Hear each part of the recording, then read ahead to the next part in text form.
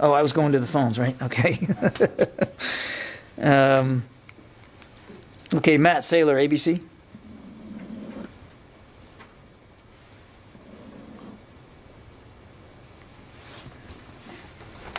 Hi, John. Thanks for doing this. Yes, sir. A quick question on the coming UAP reports. There's been some reporting that this could be coming as soon as this week or maybe even tomorrow. Can you say anything about what timing we should actually expect? The what report, Matt? Sorry, the UAP report, UFO report. That is really for the DNI to speak to, Matt. As you know, this is a report, a congressionally mandated report. DNI is in the lead. It will be DNI who will be making that report. Obviously, DoD has a role in helping flesh out the information that will be in that report. But as for specific timing, I'd refer you to the DNI. Barb, did you have your hand up? I did. I wanted to follow up on a couple of things. And the very last follow-up, and I hesitate to be asking this, but on the unmanned aerial phenomena report, because you said, because many of these reported sightings have been from military personnel, and because you said that DoD is assisting with this effort, can you tell us anything about what you have been able to rule out? Have you been able to rule out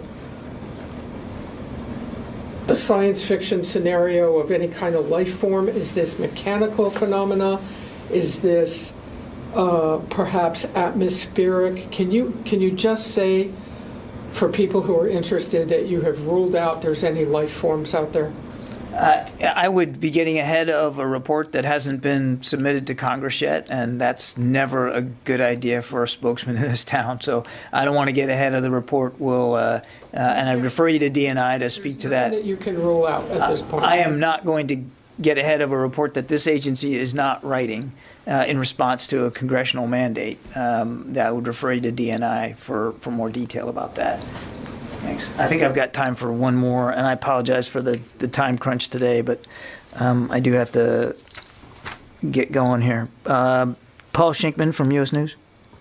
And then one last question on the Pentagon's contributions to the UFO report. I've been speaking with a series of experts abroad who have expressed some concern about similar investigations in other countries having too much of a military focus and not enough input from civilian scientists.